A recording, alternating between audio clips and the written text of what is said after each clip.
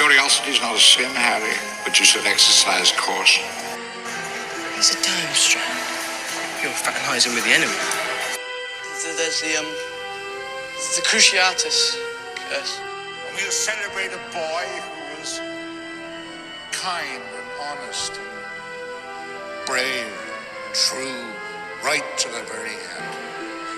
Hey everyone, welcome to Hogwarts, a podcast. Hey everyone, we are back with another episode of Hogwarts, a podcast. We're doing Chapter 5, Weasley's Wizard Wheezes. I got the name right again. What a tongue twister of a chapter. Mollie's back with us. Hello. What a perfect chapter to have you on for a whole lot of Weasley talk. Oh, I love the Weasleys, in case you guys didn't know that. Unlike the last chapter, where it misled us by the chapter title of Back to the Burrow. Right. We're actually at the Burrow now, not just traveling to the Burrow. Yeah. Hot take. They should have switched the titles of these chapters. You could have. Honestly, yeah. That's a really good point. Yeah. I actually never thought about that until you just said that. Yeah. I wonder if that's a mistake. I wonder if she looks back on that and goes, oh. Whoops. Hot take. Anyway, You're welcome. So... Episodes with Mollie. The chapter, which Mollie will dive into her Weasley love rant in a second. But speaking of the last chapter and Fred dropping a toffee to Dudley, we get the fallout from said event here. And we get introduced to two new Weasleys. Not exactly new. We've known of them. But now we meet them for the first time. Bill and Charlie. And Mrs. Weasley is being a hardcore mom. Oh, so mom in this. Positively and negatively. Yes. So we'll talk about that. Percy is all about cauldrons. We get formally introduced to Ron's new owl, who annoys all of the other owls. Aww. Not just Hedwig. Yes. But, he tries. And then we get into a little bit of the Quidditch World Cup talk. We get a little bit of happenings going on at the Ministry. And I just love the line of Fred and George at the end of this. Yes. But we'll get to the end of the chapter when we get to the end of the chapter. So to start off, we get this whole blowback of Arthur coming back through the fire after he fixes Dudley's tongue, after he presumably, I hope, puts back together the front room of the Dursleys. I hope he at least did that. Yeah.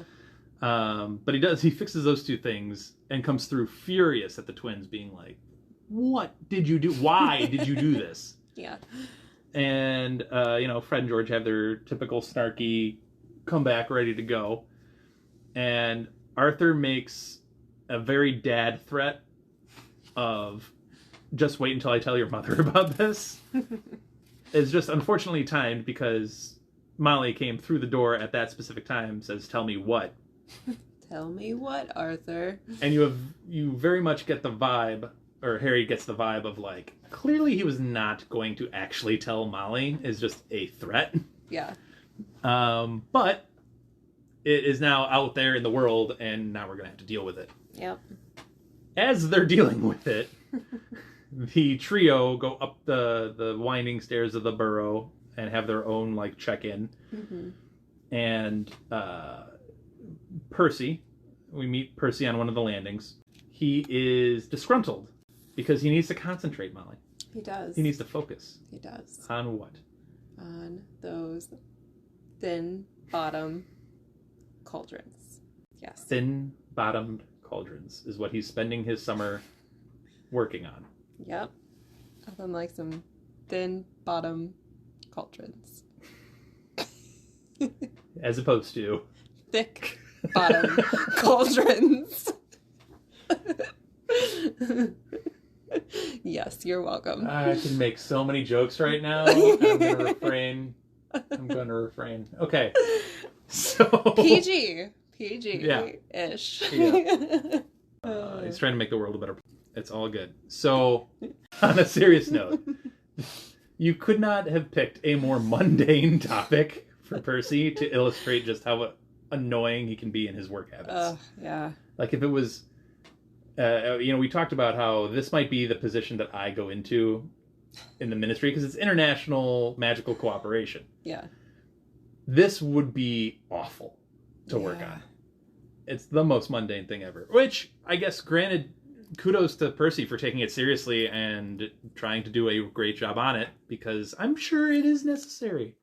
Yeah. So that you don't have cauldron failures. Like, there are people working in our actual government that work on, like, product failures. Yeah. And recalls and things of that nature. So, it's a thing.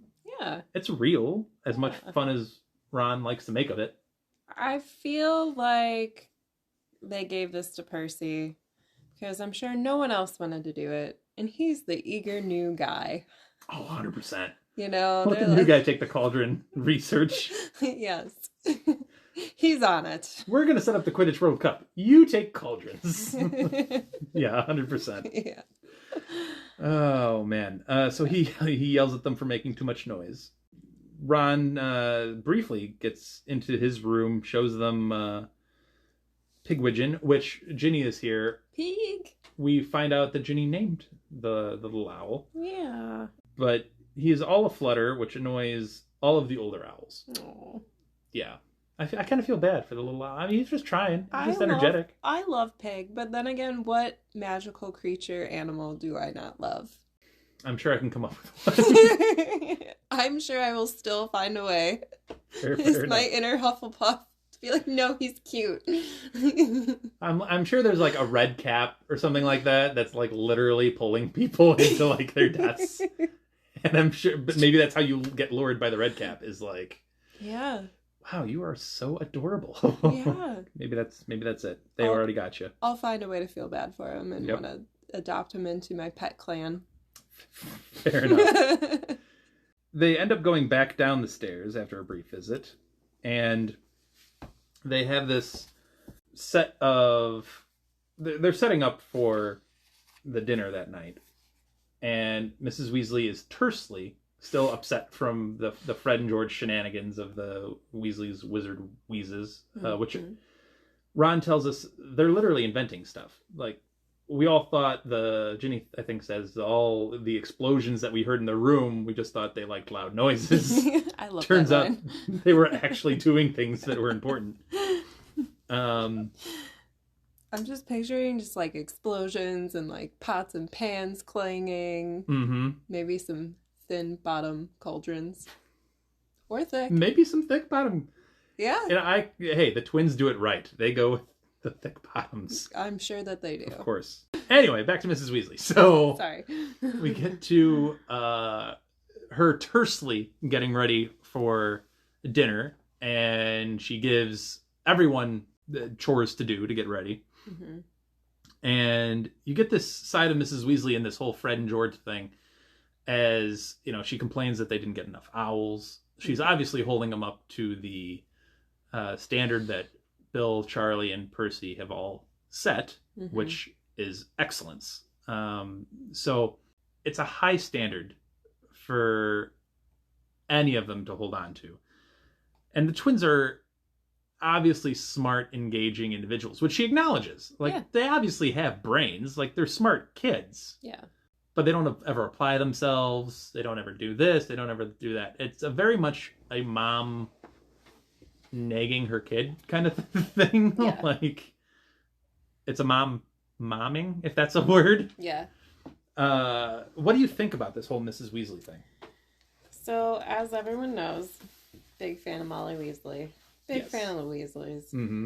But, I mean, it is tough because I want so badly to be like, but Mollie, they're going to be amazing kids and they are amazing kids. But I can also see, like, how lucrative will this be?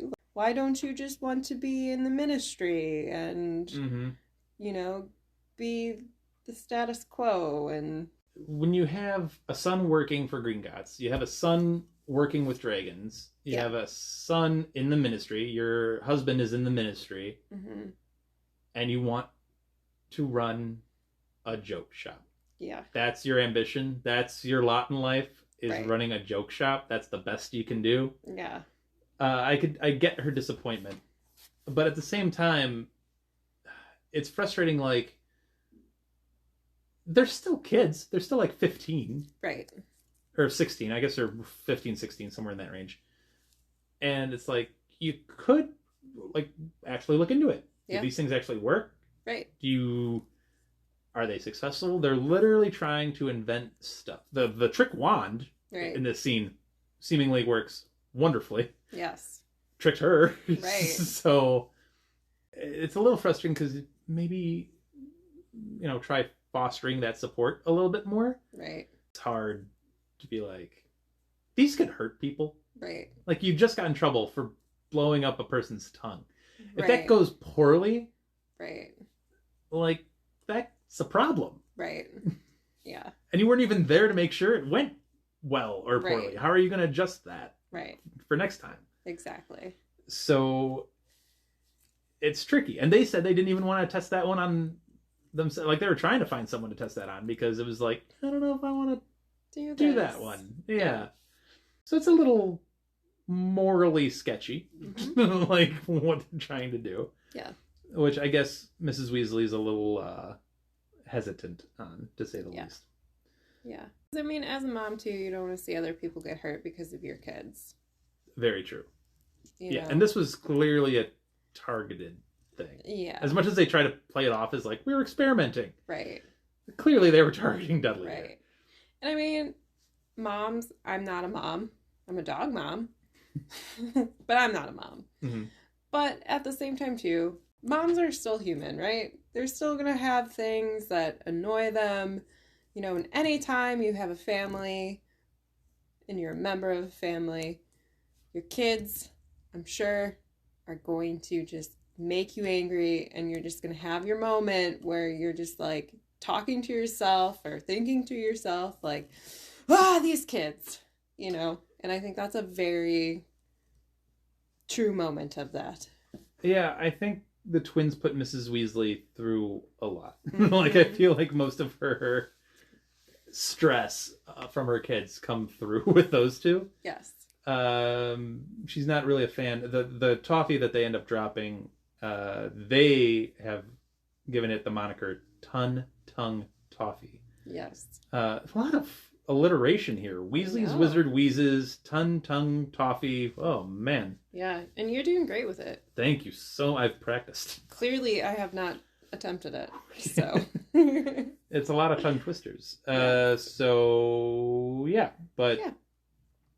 I just thought Mrs. Weasley in this chapter was kind of interesting to follow with her aggressive reaction Oh, yeah. to Fred and George experimenting some more. Yeah. But yeah, I mean, even my dog sometimes, as a dog mom, he annoys me. I just want to be like, Odin, stop barking at people. Do better. Do better. Earn more doggy owls. There you go. I like it. Moving on from Fred and George, who have a burgeoning business, Yes. we get some first descriptions of Charlie and Bill. So, again, I just mentioned Charlie works with dragons in Romania. Bill works for Gringotts. I think you have the descriptions of the two. Yes. Holding out a large hand which Harry shook, feeling calluses and blisters under his fingers. This had to be Charlie, who worked with dragons in Romania. Charlie was built like the twins, shorter and stockier than Percy and Ron, who were both long and lanky. He had a broad, good-natured face, which was weather-beaten, and so freckly that he looked almost tanned. His arms were muscular, and one of them had a large, shiny burn on it. Bill got to his feet, smiling, and shook Harry's hand. Bill came as something of a surprise. Harry knew that he worked for the wizarding make Gringotts, and that Bill had been head boy at Hogwarts. Harry had always imagined Bill to be an older version of Percy, fussy and rule-breaking and fond of bossing everyone around. However, Bill was, there was no other word for it, cool. He was tall, with long hair that he had tied back into a ponytail. He was wearing an earring that looked like a fang dangling from it.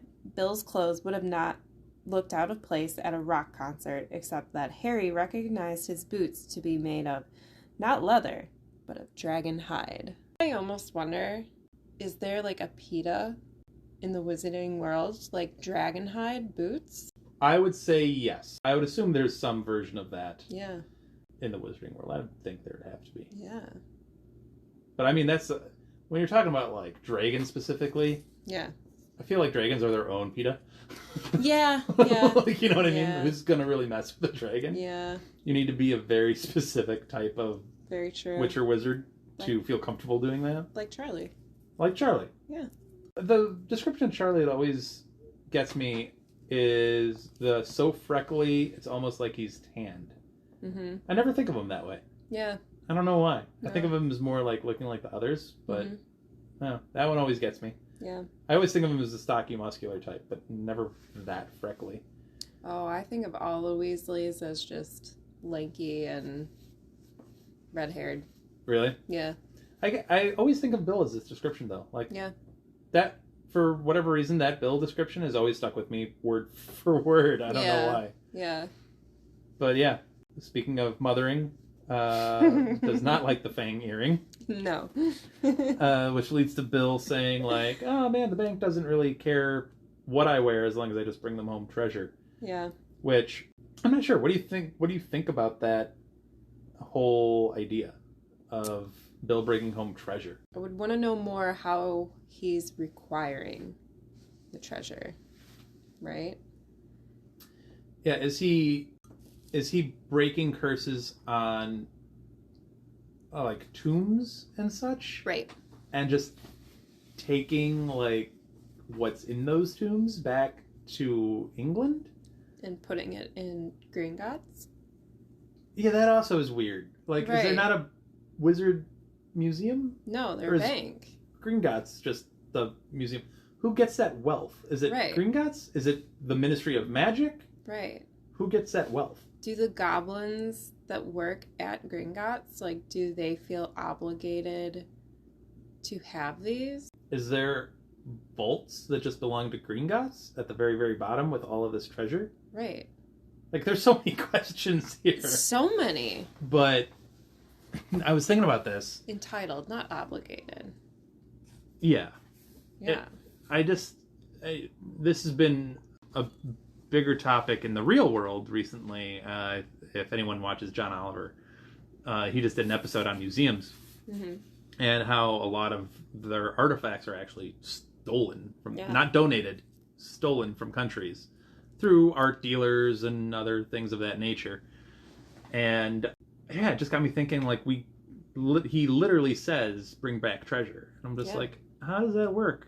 Because now that we're approaching the Quidditch World Cup with other magical countries outside of England. We've had the Fantastic Beasts movies, which have shown us other countries' versions of Ministries of Magic. I'm assuming Egypt has a Ministry of Magic. I'm sure. I'm assuming they have their own curse breakers, I would assume. How would they feel about Bill just taking, like... And if we're talking about history, like, Great Britain, England, they had one of the widest reaches of any civilization. They reached all across the world. They've taken quite a bit. From a lot of different places. Yeah. From, like, India, and Hong Kong, and Africa, and North America, and... Yeah, and this seems to be more of that. Yeah. But just in the wizarding world. Yeah. I don't know how I feel about that. I don't know either. Don't know. Yeah, I don't know. It just, it perked my interest, and I'm like, I like Bill, and I want to like Bill, but I don't know if I agree with his line of work. I don't know. Yeah. It's cool. Curse breaking is cool. Yeah. He's a cool dude. But if you think about what he's actually doing it for. Yeah. I don't know. Yeah. I don't know. Let us know what you think on that, or if I'm just way overreacting and I'm coming out of nowhere. No. But let us know. Yeah. But anyway, I thought it was kind of interesting to kind of pull that out. Oh, totally. Percy gets a big chunk of this chapter, switching to yet another Weasley, because there's a lot of them. Oh, there's so much Weasley in it. So many Weasleys. So Percy spends a lot of this chapter discussing discussing his work. Oh, Percy. Both outwardly and kind of, I mean, everything Percy really does is outward and smuggish. Mm-hmm. We learned that Mr. Crouch is Percy's boss. And, side note, he drinks elderflower wine at dinner. Yes. That's such a Percy thing. Oh, yeah. Like, he clearly thinks he's, like, I don't know. Not that drinking wine is above anything. I've drank wine. I've had wine a bunch, but elderflower wine. Yes. It's, like, very specific, too. Not like grape wine. No. Just, like... Not fruit wine, just elderflower wine. Elderflower. That sounds so, like, yeah. uppity to me for some reason. Yeah. I don't know why. Right. Maybe it's just because it's Percy. I don't know. Yeah. Sorry, that was a side tangent. But he's talking about the cauldron things. He's talking about the World Cup. Thin-bottomed cauldrons. There's a need for thick bottoms, is what he's... Percy's very concerned with thick bottoms. You have to let him have his likes, Molly. Let him have his interests. There's nothing wrong with that. Anyway, so he's talking about that. He's talking about the Quidditch World Cup and all the commotion going on at the Ministry because of it. He mentions Ludo Bagman. We have a new character name, Ludo Bagman, who's the head of Department Magical Games and Sport. He mentions that he doesn't think much of Ludo. No. And you see right here, when he says that, Arthur chirps in and was like, I have never really had bad thought. Like, I think he's fine. He's fine. He's not great. He's not bad. Yeah. He's all right. He's a fine dude.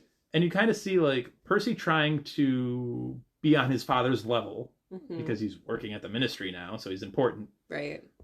But you do see a little bit of that friction now between the two of, like, they clearly have different ways about going about working at the Ministry. To me, Percy is the new guy that wants to fit in at work and hang out with the cool kids, right? Mm-hmm. Arthur, he's been around long enough, and his department isn't necessarily the most well-respected. And he's like, whatever, I don't care. Mm-hmm. That's kind of what I see through this. That just Percy wants to fit in so badly. Yes. So he wants to climb that ladder.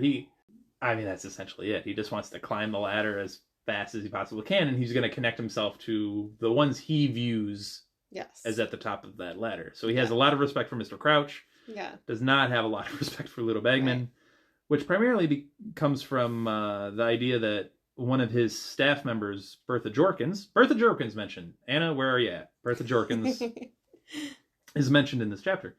But she's been missing for a while. Yeah. And Ludo Bagman doesn't seem particularly motivated to find her. Right. Ludo seems to think that she is just lost because sometimes she gets directions wrong and, whatever. She'll find her way back eventually. Yeah. She's been missing for over a month after visiting Albania. But Percy goes and says, well, she's kind of a weird one, too, because she's been shunted from department to department. So, from Percy's point of view, she's not really all that special and all that important anyway. Right. So, whatever, I guess. So, he ultimately ends up taking the Ludo Bagman route of, It's weird that he wouldn't want to find her, but meh. Yeah. I guess. Whereas Arthur takes then the opposite turn and goes, no, if a member of my department went missing, I'd try to find them. So it's weird, like every position Percy takes almost, Arthur takes the opposite. Yeah. In a diplomatic way, but he always... Definitely some friction there. Yeah, there's some very clear difference in opinions on how things should go. Do you think Arthur feels a little hurt, though, that, it's a natural progression of, a child-father, child-mother relationship in a certain way. Do you think he feels a little bit sad that Percy is idolizing Mr. Crouch and kind of whatever, Dad? There's probably some of that, yeah. I think it's indicative of, I think Arthur both knows his position at the ministry is not, like, as you said, highly thought of. Yeah. And that's essentially what Percy's going after, is the highest positions that he can get. Right. And the misuse of Muggle artifacts is not exactly where Percy wants to end up. Yeah. Which is, and I think Arthur is totally fine with it, of like, I get it. Mm-hmm. That's fine. It's not exactly where he wants to go. He has different interests and pursuits. Yeah. I think he's much more like, okay, you do you. Yeah. And whatever you're interested in, go after it. Yeah. Good take. Because that's Arthur to me. Yeah. So, and that's why he doesn't he's upset at the twins. Right. But he doesn't really crack down on them. He'll yell at them like, guys, you can't do that. Right. To, Harry's cousin. You can't do that there. Right. Do it to yourselves. Fine. Right. But when you start doing it to other people's children, you can't do that. Right. But that's like as far as he goes with it. Right. I could only imagine what he was like with Bill and Charlie. Yeah. I imagine he was outstanding, because each one of these kids has vastly different ambitions and goals and paths that they want to go on, which is a testament, I think, to Mollie and Arthur. Yeah. Being able to foster such different passions. Right. But yeah. Anywho. Yeah. So we get some of the Quidditch World Cup, and I'm going to take a second to nerd out, because we get sports and geography all rolled into one. Woo! Which, if you know who I am, sports and geography are like my things. So the Quidditch World Cup's kind of a big deal for me. Yeah. But they mention, they get to talking, because Charlie was the Quidditch captain. Mm-hmm. So he's obviously invested in all of this. So he's talking to the twins and Ron and Harry about all of the happenings. And he mentions that Ireland flattened Peru in the semifinal. Mm-hmm. And I'm invested in that one because I'm part Irish. I also just visited Peru. So that's cool. And the idea that I think most people just disregard that Peru exists in the magical world. And it's a pretty cool place. Yeah. Yeah. I could imagine Inca wizards would be so sweet. Oh, yeah. Anyway, but so that's cool. An interesting part that kind of jumped out to me as well, Transylvania blew out England 390-10. Yeah. Which Transylvania is not in itself a country. It's a part of a country. Mm-hmm. So that's interesting in itself. Yeah. But the fact that England got beat by 380 points. Yeah. That's a national embarrassment, right? Oh, smackdown. And I know we do have some listeners from the UK. First of all, thank you for listening. But second of all, I know English football, right? I know that if England loses a World Cup in the real World Cup match, it is life and death. They live and die with football in England. Yeah. And they just got beat 380 points. Yeah. That cannot go over well. I think, doesn't Charlie mention that it's an embarrassment or something like that? I think he uses the word. Yeah. Anyway, JK gives us a great tour of the UK here, because England got blown out. Wales lost to Uganda, which again is just cool. That Uganda is a solid Quidditch team. That's awesome. Scotland slaughtered by Luxembourg. Luxembourg beat up on Scotland. So the UK not doing well here in the World Cup. Then we have the fun fact that the World Cup, the last one, went on for 5 days. Yeah. The World Cup final. And here he's like, oh yeah, I hope it goes on for 5 days. And everybody else is like, we have work. We got lives to live. Mainly Percy. But I do have to say, I'm with Percy on that one. Hey, 5 days is a bit extreme. Yeah. So I'm thinking about this. Sorry if this non-spoiler is going on way too long. Our spoiler section is going to be crazy short, so stick with us here. Yes. But could you imagine, me as an athletic trainer? They'd have to have shifts of athletic trainers covering this. Oh, yeah. Because the way I understand it is it goes from, dawn to dusk. Yeah. I think they stop for certain periods for, the players to actually like sleep. Yeah. But Yeah. could you imagine having to cover or not even an athletic trainer who's there for the injuries, like concessions or like sales of any sort. Right. Like you're there all the time. You're like, All you have to day. have major shifts. Yeah. I feel like too, like being an athletic trainer, like, you know, like having to pay attention for injuries and what happened and all of that, like, oh man, that would be rough. For all of these brooms going as fast as they possibly can. And it's like, it would all be a blur. Well, what about playing? How tired you'd get. Yeah. Like the chasers must be like exhausted, right? Beaters, like if you're a seeker, I mean, ideally you're just sitting up there looking for the snitch. right. But chasers Yeah. must be just whipping around. Oh, yeah. That'd be hard. Yeah. But yeah, and then can you imagine being like, oh, Mollie, you know, I've been here for like 6 hours. Yeah. I think I'm just gonna like go back to the tent. I'm gonna, you know, have a lunch or a spot of tea. Mm-hmm. And then like you go and then it's over. Like while you're gone, you were there for 6 hours. Right. And then they catch the snitch or whatever and you're like, no, I was there. I'd stay. I was gonna stay. That would be awful. Yeah. That would be awful. Yeah. I do have a whole Quidditch breakdown that we can get to at some point later on when we actually get to the Quidditch World Cup. But we can get to that. But that breaks into some of the discussions that we're having. Yeah. Oh, I can't wait to hear that.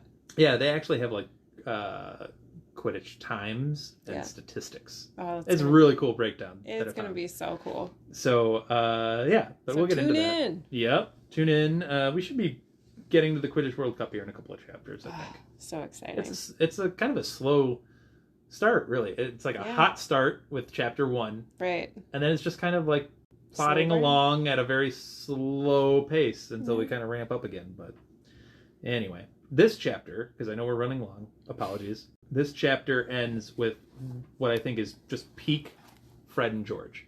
Yeah. And Percy was sent a dung sample from Norway. And they make fun of this fact.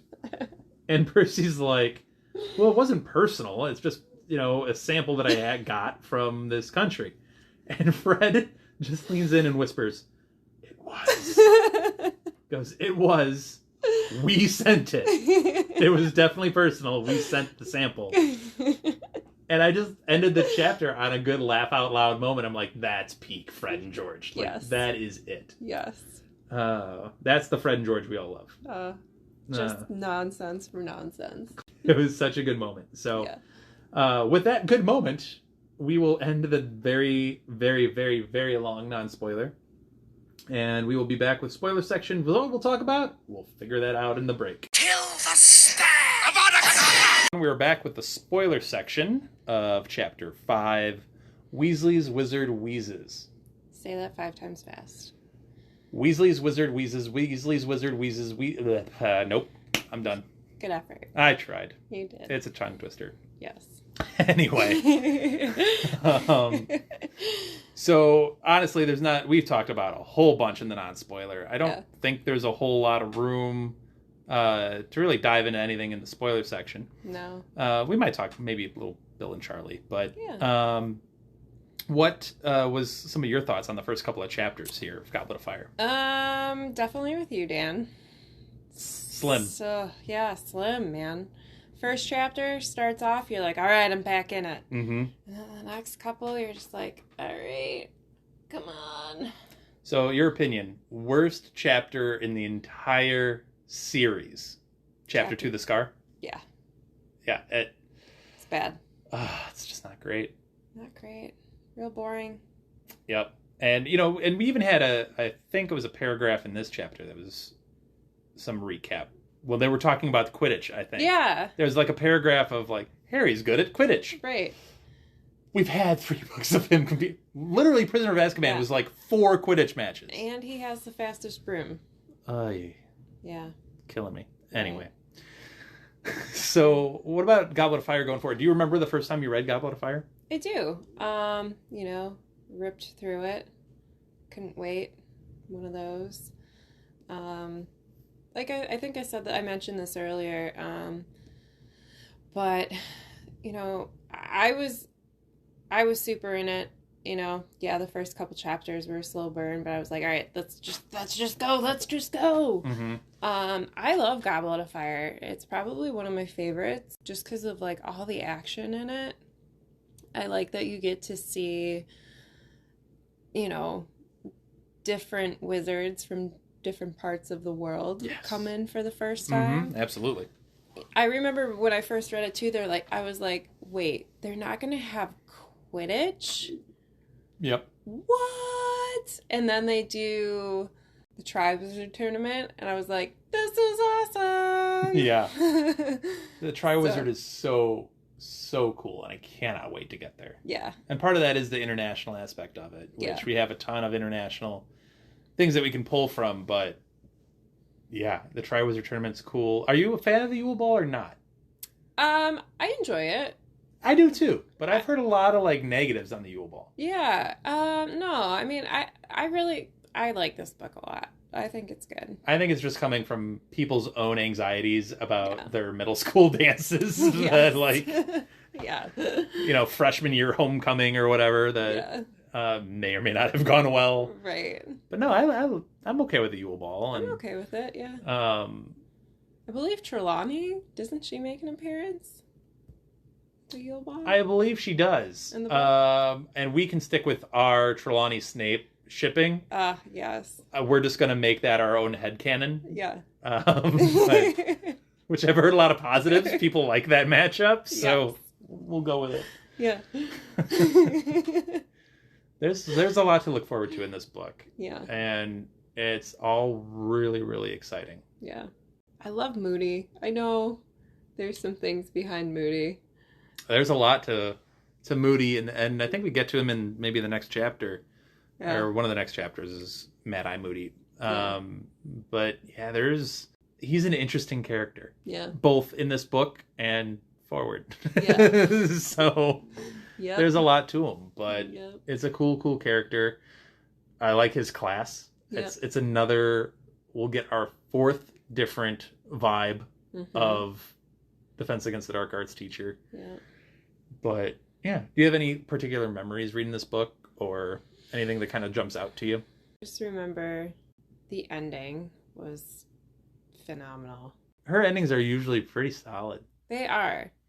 But I think just with what happens with Voldy coming back, like all of a sudden you're just like, all right, I'm in for the ride.